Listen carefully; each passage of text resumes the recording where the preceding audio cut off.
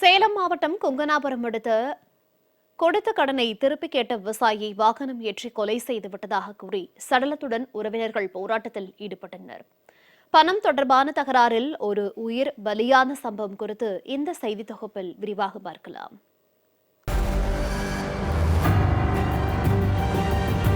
சேலம் மாவட்டம் சங்ககிரி அருகே வளையச்செட்டியூர் கிராமத்தைச் சேர்ந்தவர் கதிர்வேல்.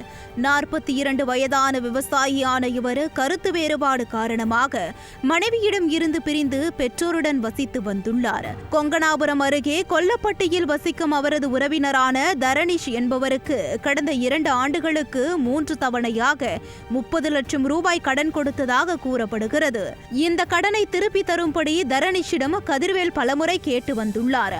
ஆனால் பணத்தை திருப்பி தராமல் அடியாட்களை வைத்து தாக்கி தரணீஷ் கொலை மிரட்டல் விடுத்ததாக கூறப்படுகிறது. இதுகுறித்து சங்ககிரி காவல் நிலையத்தில் கதிர்வேல் புகார் அளித்தும் எந்த நடவடிக்கையும் எடுக்கப்படவில்லை என தெரிகிறது. இந்த நிலையில் கடந்த 23ஆம் தேதி ஆட்டையாம்பட்டி அருகே கதிர்வேல் இருசக்கர வாகனத்தில் சென்றபோது விபத்து ஏற்பட்டு படுகாயங்களுடன் மயங்கி கிடந்துள்ளார். அந்த வழியாக சென்றவர்கள் அவரை மீட்டு சேலத்தில் உள்ள தனியார் மருத்துவமனையில் அனுமதித்துள்ளனர். பின்னர் மேல் சிகிச்சைக்காக கோவையில் உள்ள தனியார் மருத்துவமனைக்கு மாற்றப்பட்டுள்ளார். அங்கு சிகிச்சை பலனின்றி கடந்த 26ஆம் தேதி கதிர்வேல் பரிதாபமாக உயிரிழந்துள்ளார். பிரேத பரிசோதனை முடிந்து கதிர்வேலின் உடல் சொந்த ஊரான வளையச்செட்டியூருக்கு கொண்டு செல்லப்பட்டது. அப்போது பாதையில் லாரியை நிறுத்தி தரணீஷ் பிரச்சனை செய்ததால் மாற்று பாதையில் சடலம் கொண்டு செல்லப்பட்டது. இது விபத்து அல்ல, திட்டமிட்டு அரங்கேற்றப்பட்ட கொலை என்றும் இந்த மரணத்திற்கு காரணமான தரணீஷை உடனடியாக கைது செய்யும்படியும் சடலத்துடன் உறவினர்கள் போராட்டத்தில் ஈடுபட்டனர். இந்த வீட்டுக்கார பையன் பரணி, வீட்டு ஓனர், இவனும் இந்த இறந்து போன கதிர்வேலும் எல்லாம் நண்பர்கள், சொந்தக்காரங்க.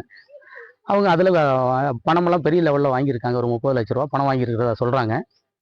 அந்த அடிப்படையில் இவங்க பணத்தை கொடுத்துட்டு இந்த கதிர்வேல் போய் அவங்ககிட்ட கேட்கும்போது தான், தரணீஷ்கிட்ட போய் கேட்கும்போது தான் உங்களுக்குள்ளே சண்டையாக மாறுது.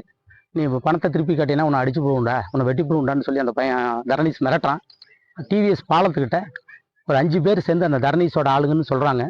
அங்கே பண்ணி அவங்கள அடிக்கிறாங்க. அடித்து அந்த பையனுக்கு காதில் ரத்தம் வருதுங்க. அப்புறம் கேஸ் கம்ப்ளைண்ட் ஆகுது. அங்கே சங்ககிரி போலீஸ் அது சரியான கோணத்தில் அன்னைக்கு அவங்கள குற்றவாளியை அரெஸ்ட் பண்ணியிருந்தா இன்னைக்கு அந்த பையன் உயிரோடு இருந்திருப்பான். தனக்கு எதிரான போராட்டம் நடப்பதை அறிந்து அங்கு வந்த தரணீஷ் கதிர்வேலின் வீட்டின் மின்சாரத்தை துண்டித்து ரகளையில் ஈடுபட்டதாக தெரிகிறது. இதனை அடுத்து ஜெனரேட்டர் மூலம் லைட் வைத்து இரவிலும் போராட்டத்தை உறவினர்கள் தொடர்ந்தனர்.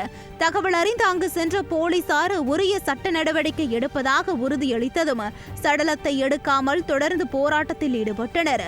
இதனை அடுத்து தரணீஷுடன் போலீசார் பேச்சுவார்த்தை நடத்தி பணத்தை திருப்பி தர நடவடிக்கை எடுத்த நிலையில் உறவினர்கள் அதிகாலை 3 மணியளவில் போராட்டத்தை கைவிட்டனர். விவசாயத்தில் கஷ்டப்பட்டு சம்பாதித்த 30 லட்சம் ரூபாய் பணத்தை கடனாக கொடுத்து திருப்பி கேட்டதால் மர்மமான முறையில் விவசாயி உயிரிழந்த சம்பவம் அப்பகுதி மக்களிடையே அதிர்ச்சியை ஏற்படுத்தி உள்ளது.